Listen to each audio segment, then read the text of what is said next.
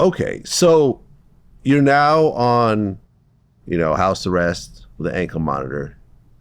But then during a hearing in February 2024, Judge Mitchell warned you that you need to stop playing with your bond because there was calls that the judge was getting about an interview you were supposed to do or something like that. Me and you were talking about doing an interview around that time. Yes, sir. But I never said anything. No, You did. It didn't come from me. Yeah, it didn't come from you. No, it came from, I did an interview with a local blogger, not to say his name, and she got wind of it. I think when she first got wind of it, she was under the impression that I was outside of my home and out moving around. Mm-hmm. But I did this interview just strictly off of my iPhone, in my living room. So, of course, I didn't get a chance to explain all that to the judge. I can't talk while she's talking. I can't disrespect the judge. I just sit there and listen and just take whatever she give me. And I think she was, for the most part, Judge Mitchell, whom I had the utmost respect for, because she was a pretty fair judge. I think she was more so just concerned from her, point of view about my safety. Okay, because a couple months later, you get arrested it's based on a stalking charge from 2019? Yeah. You know what I'm talking about, right? Yeah, I think it was even actually, it was probably around 2019 when this happened. It was an incident with my daughter. She had a situation, and her mom was reaching out to me, and I was unavailable at this time when she was reaching out. And for whatever reason, she thought that I was ignoring the situation about my daughter. So when I finally woke up and got to my phone and seen the text messages, of course, I was deeply concerned about what had took place with my daughter, and I reached out. And so she just accused me of not being concerned, and one thing led to another, and we got to arguing, and things were said, and and some of the things that I said, I guess maybe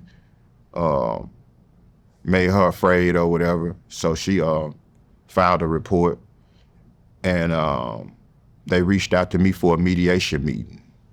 And at that time, I wasn't going to no fucking mediation meeting. And so I just didn't show, and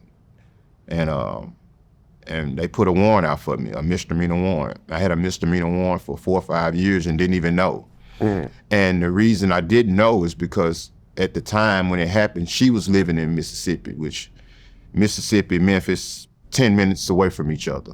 But by her filing a report in Mississippi, me living in Memphis, as long as I don't go to Mississippi, I would never know anything about that misdemeanor warrant. So fast forward to now, I'm on bond, the $90,000 bond, living in Mississippi at the time, get pulled over, regular traffic stop, on bond for the Young Dolph. And the officer tell me, man, you got saying you have a misdemeanor warrant, man, for stalking from 2019. And when he told me this, I argued him up and down because I'm like, I never had any issues with anybody in Mississippi, for sure never dated nobody from Mississippi, but at that time I wasn't thinking, about the past situation with the mother of my daughter. And so they arrested me and took me in, and they ended up dropping the case because it was so old. Okay. So the whole time leading up to the trial, you're actually still out? Yes. Okay. So then in September of 2024, Cornelius Smith acknowledged during court testimony that he and Straight Drop were the ones who killed Young Dolph after being promised a $100,000 payout from you and Big Jook. And they claimed that you were supposed to get $20,000 based on setting this whole thing up. Now, Straight Drop ends up getting sentenced to life in prison without the possibility of parole. Then he got sentenced another 35 years for 2 other convictions from the trial, conspiracy to commit murder and being a felon in possession of a gun.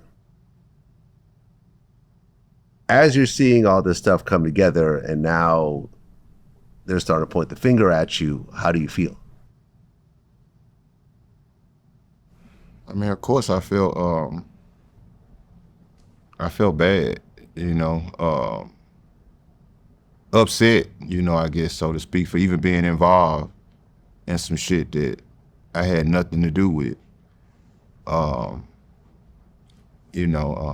At this point, so many things have been said and done that you couldn't have told me months or years prior. If someone said this, I would have argued them up and down that it wasn't true. So at this point, I was only concerned about me.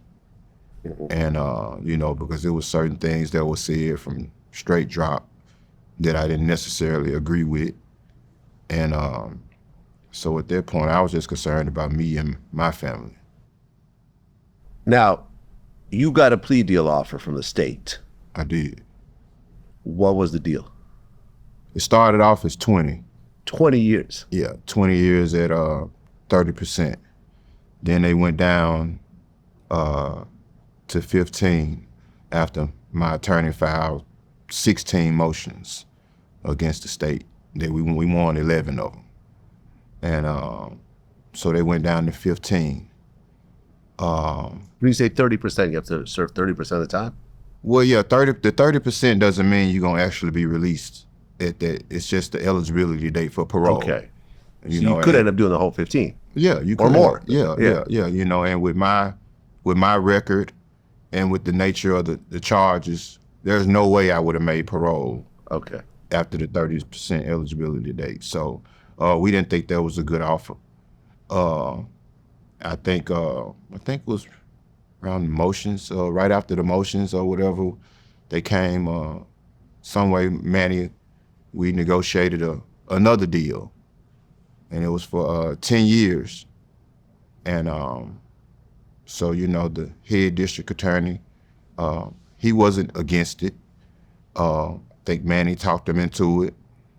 At this point, we still felt like we could win. I think I kind of, prior to that, Manny was, we're going to trial. We're not taking it. It's unreasonable. I told him a conversation that I had with my son, and my son was like, he wanted me to take the deal. And his position was, he'll rather lose me for a few years than the rest of my life. Right, because you're facing life in prison. Correct. Do they have a death penalty in Memphis? Yeah, they do. And I think they gave me some enhancements. I don't know if they enhanced me to the point where they could possibly ask for the death penalty. I think so, but I'm not quite sure. I'm not positive about it. But when I told Manny the conversation that I had with my son, it was kind of tugging at Manny.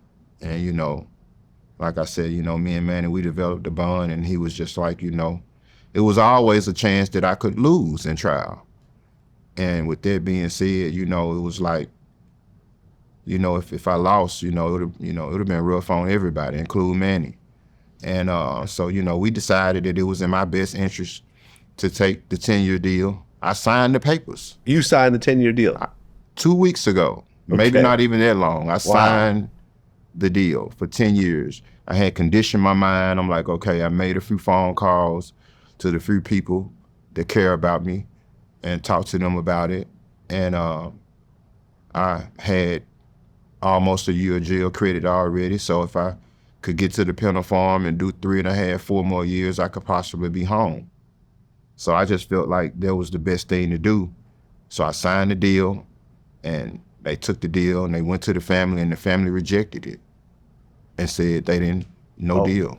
The family of Young Dolph. Family. Oh, they have to accept that. They have to accept it. They don't have to, but for whatever reason, the DA was dancing to their music. Okay. And so when they rejected it, it was trial, because I wasn't taking the 15.